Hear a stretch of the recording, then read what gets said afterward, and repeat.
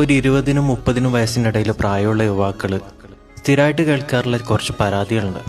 ബന്ധുക്കളുടെ കല്യാണങ്ങൾ പങ്കെടുക്കുന്നില്ല, അമ്മായിയോ അമ്മാവനോ വിളിച്ചാൽ ഫോൺ എടുക്കുന്നില്ല, അങ്ങനെ.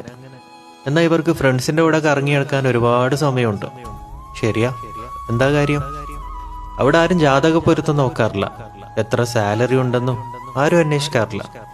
വണ്ണം കൂടിയതിൽ പരാതിയുമില്ല, നിറം കറുത്തു പോയതിൽ സങ്കടവുമില്ല. കാര്യം നമ്മളാരും ബന്ധുവിരോധികളൊന്നുമല്ല. പക്ഷെ ജോലിയെ പറ്റിയോ ശരീരത്തെ പറ്റിയോ കല്യാണത്തെ പറ്റിയോ ഒന്നും ബോധേടല്ലാത്ത നോൺ ജഡ്ജ്മെന്റൽ സ്പേസുകളാണ് നമ്മൾ ഓരോരുത്തരും ആഗ്രഹിക്കുക. ബ്രേക്കപ്പ് സ്റ്റോറി പറഞ്ഞ് കരയാനും, കേട്ടാ സഹിക്കാത്ത ചളിയടിച്ച് ചിരിക്കാനും, സകല ഫ്രസ്ട്രേഷനും ഇറക്കി വെക്കാനും, നിന്ന നിപ്പിൽ വണ്ടിയെടുത്ത് ഒരു ചായ കുടിക്കാൻ കിലോമീറ്ററുകളോളം പോവാനും സ്വാതന്ത്ര്യമുള്ള കണ്ടീഷൻസ് ഇല്ലാത്തൊരു സ്പേസ്. പൂർവികർ അതിനെ ഫ്രണ്ട്ഷിപ്പ് എന്ന് വിളിച്ചു. ഞാനതിനെ നോൺ ജഡ്ജ്മെന്റൽ സ്പേസ് എന്ന് വിളിക്കാനാണ് ആഗ്രഹിക്കുന്നത്.